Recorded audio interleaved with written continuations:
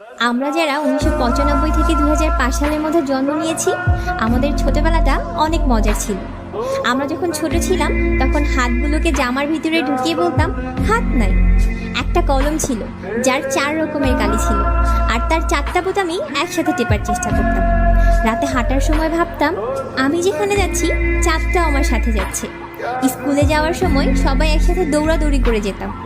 ক্লাসে কলম খেলা, চোর ডাকাত, পুলিশ বাবু খেলতাম। মাঝে মাঝে স্কুল ফাঁকি দিয়ে কয়েকজন বন্ধু মিলে ঘুরতে যেতাম, আড্ডা দিতাম, আরো কত কি। 2 টাকার রঙিন বা নারকেল আইসক্রিম, হাওয়াই মিঠাই খেতে না পারলে মনটাই খারাপ হয়ে যেত। হঠাৎ আকাশে হেলিকপ্টার গেলে সবাই আকাশের দিকে তাকিয়ে থাকতাম। স্কুল ছুটি হলে দৌড়ে বাড়িতে চলে আসতাম মিনার কার্টুন দেখবো বলে। যদি কোনো ফল খেতাম আর তার বিচি যদি পেটে চলে যেত, তাহলে দুশ্চিন্তায় থাকতাম পেটের মধ্যে গাছ হবে কিনা।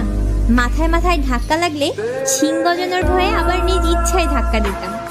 কেউ বসে থাকলে তার মাথার উপর দিয়ে ঝাঁপ দিতাম, যেন সে আর লম্বা না হতে পারে। বিকেলে কুতকুত, কানামাছি, গোল্লা ছুট খেলতে না পারলে তো বিকেলটাই যেন মাটি হয়ে যেত। ফাইনাল পরীক্ষা শেষ হলে তো আর পড়া নেই, এটা ভাবতেই এত মজা লাগতো। নানু বাড়ি, দাদু বাড়ি যাওয়ার এটাই তো ছিল সব। ডিসেম্বর মাস ও শীতকালটা আমাদের জন্য কালারফুল ছিল। তবে ডিসেম্বরের 31 তারিখ যতই এগিয়ে আসতো, ততই মনের মধ্যে একটা ভয় কাজ করত, ওই দিন রেজাল্ট দিবে কিনা।